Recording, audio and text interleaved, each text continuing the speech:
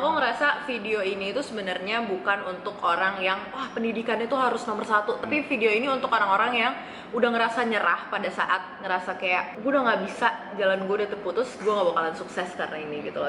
Om Isra ini adalah salah satu orang yang menurut aku sukses banget, dan aku rada kaget sebenarnya pas tahu Om Isra nggak lulus juga. Wah, merasa relate sekali langsung.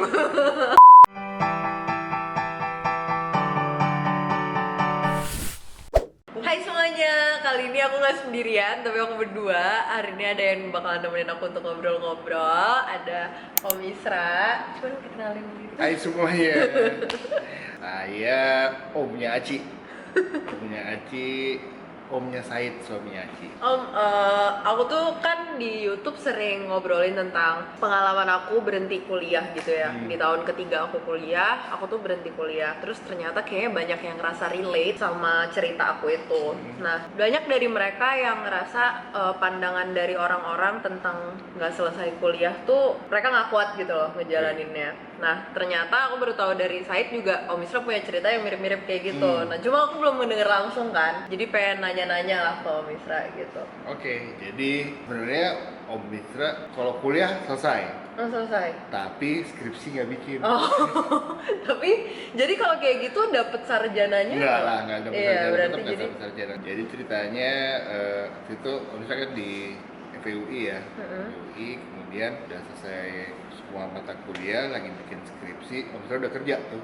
Jadi dari SMA Om Mitra udah kerja sebenarnya. Masuk salah satunya yang sama ayahnya Said bikin travel agent. Udah kerja karena kasihkan kerja juga, kemudian skripsinya juga 2 kali ditolak waktu itu. Udah Om Mitra malas tuh kerjain.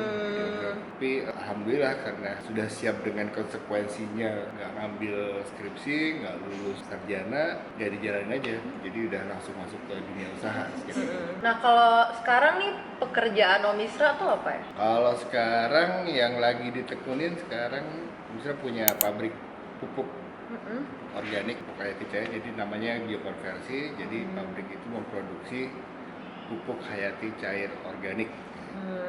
Nah, untuk yang pekerjaan sekarang udah sejak kapan Om Isra jalanin? Om Isa sejak tahun bangun pabrik 2017.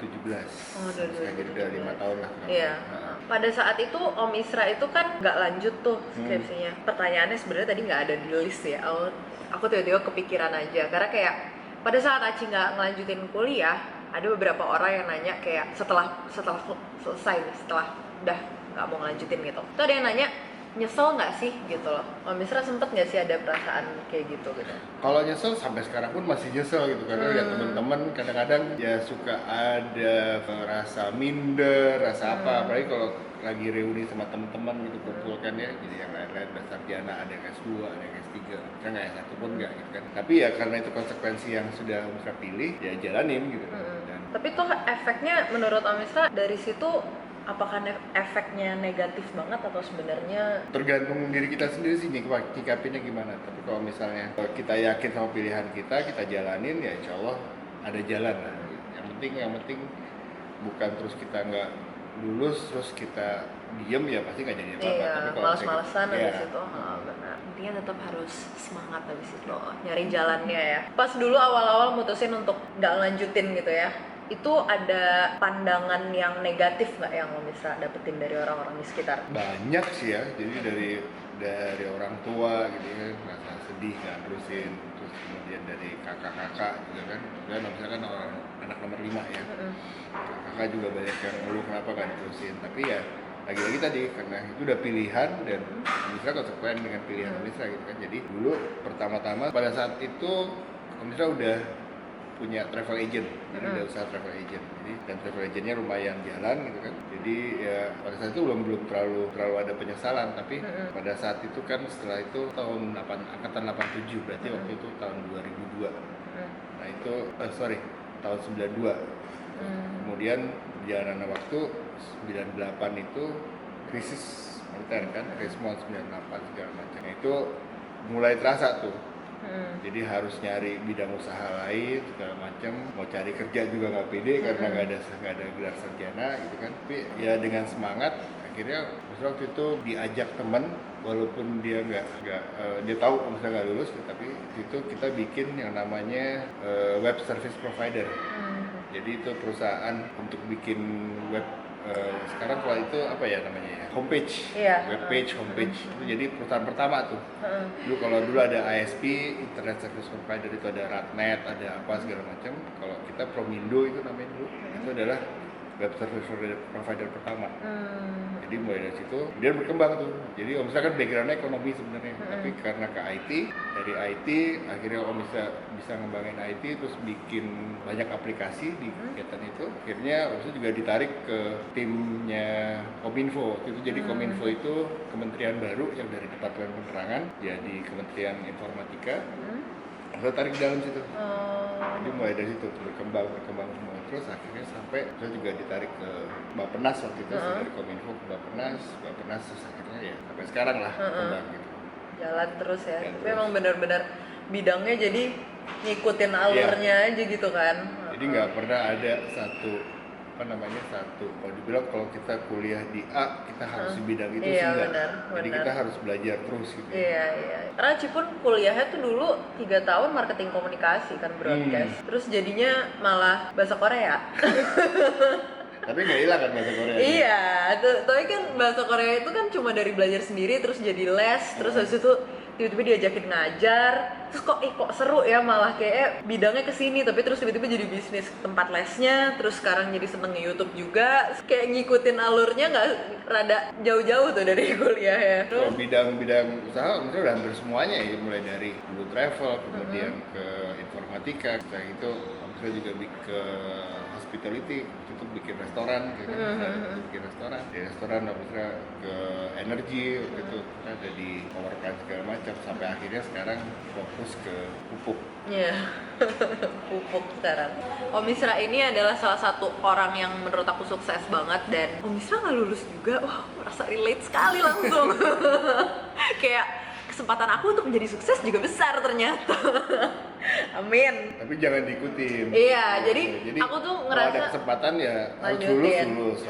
Aku ngerasa video ini itu sebenarnya bukan untuk orang yang wah pendidikannya itu harus nomor 1, tapi video ini untuk orang-orang yang udah ngerasa nyerah pada saat ngerasa kayak gue udah nggak bisa, jalan gue udah terputus, gue nggak bakalan sukses karena ini gitu loh. Tapi sebenarnya pada saat dalam keadaan kayak gitu pun sebenarnya masih ada kok jalan yang bisa bikin kita sukses, tapi ya emang beda, nggak segampang mungkin orang-orang lain. Nah jadi kayak perjuangannya rada harus lebih keras lah gitu. Oke, kalau yang mungkin yang harus itu satu, kerja keras gitu. Jangan gampang putus asa, jangan gampang. Kita juga gagal banyak. Nah, ke restoran kemudian harus tutup, buka travel kemudian harus tutup gitu kan. Jadi kerjaannya udah banyak. Tapi jangan pernah putus asa. Iya, usaha. benar. Yang kedua, yang penting juga adalah bangun networking. Nah iya, itu yang salah satu yang pengen aku tanyain juga. Makanya kayak Om Misra dulu udah sempat nggak ada kerjaan segala macam, akhirnya ada temen yang ngajak ya kita service provider gitu, dan itu mulai naik lagi gitu. Itu networking yang penting juga selain dari kerja keras. Aku juga mikir mungkin itu salah satu hal yang ini ya, yang orang-orang tuh ngerasa kayak mungkin nggak penting-penting banget, tapi sebenarnya penting kali ya dalam membangun karir kita ke depannya, kayak networking gitu. Ada lagi nggak Om selain?